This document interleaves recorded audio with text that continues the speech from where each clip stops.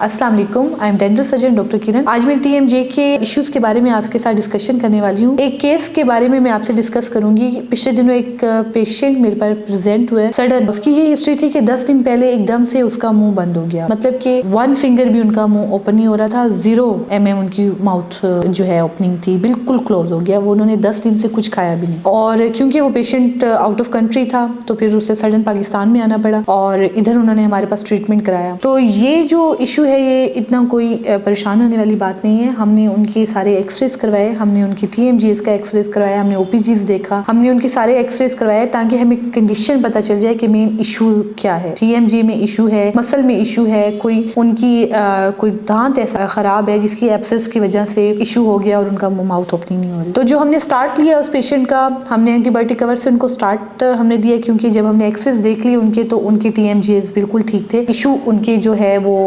Wisdom's में था, जिनमें जो है इन्फेक्शन स्टार्ट हो चुका था, कैविटी स्टार्ट हो चुकी थी, पस थी। तो हमने उन पेशेंट को 2 से 3 हफ्ते अपने साथ फॉलो अप पे रखा। अल्हम्दुलिल्लाह जो है 2 से 3 दिन के अंदर ही उनकी जो माउथ ओपनिंग है वो 1 फिंगर हो गई। फिर 2-3 दिन के बाद हमने दोबारा उन्हें बुलाया तो 1.5 फिंगर उनकी माउथ ओपनिंग हो गई। फिर उस माउथ ओपनिंग इजीली हमने उनकी टूथ एक्सट्रैक्शन भी कर ली और जिन जिन दांतों में कैविटीज थी उनका हमने रूट कैनाल करके उनको कैप्स वगैरह दे दिया। और 2 हफ्ते फॉलो अप के बाद अल्हम्दुलिल्लाह उनकी बिल्कुल माउथ ओपनिंग नॉर्मल जितने पर्सन की होती है उस पर उनकी वापस आ गई। और जो है मेन जो हमने उनको एक्सरसाइजेज भी, TMJ की एक्सरसाइजेज भी दी, हमने उनको मसल रिलैक्सेंट भी दिए, तो अल्हम्दुलिल्लाह वो फुली रिकवर हो गया। तो ये कुछ मैं आपको बताना चाह रही थी कि कभी कभी ऐसे होता है कि मुंह बिल्कुल बंद हो जाता है, तो उसके डिफरेंट रीजन होते हैं। वो आपके कंडाइल्स जो हैं वो हो सकता है डिसलोकेट हो चुके हो सकता है कि आपने बहुत ज्यादा स्ट्रेस लिया जिसकी वजह से आपके मसल्स जो है वो अकड़ गए, स्पाज्म में चले गए। और तीसरी रीजन जो हो सकती है वो आपकी जो है दांत में कोई ऐसा इन्फेक्शन हो गया जिसकी वजह से आपके TMJs इफेक्ट हो गए। तो ये चीजें होती हैं, तो घबराना नहीं है, आप लोग फौरन अपने डेंटिस्ट के पास आए सो दैट वो आपको बेहतर ट्रीटमेंट दे सके। लेकिन ये ट्रीटमेंट थोड़ा टाइम लेता है। उन पेशेंट को बहुत मुश्किल भी रही, खाना खाने में बहुत मुश्किल रही, लेकिन with the passage of time वो बिल्कुल खुश हैं और अल्हम्दुलिल्लाह वो वापस अपनी कंट्री में चले गए। Thank you so much. Allah Hafiz.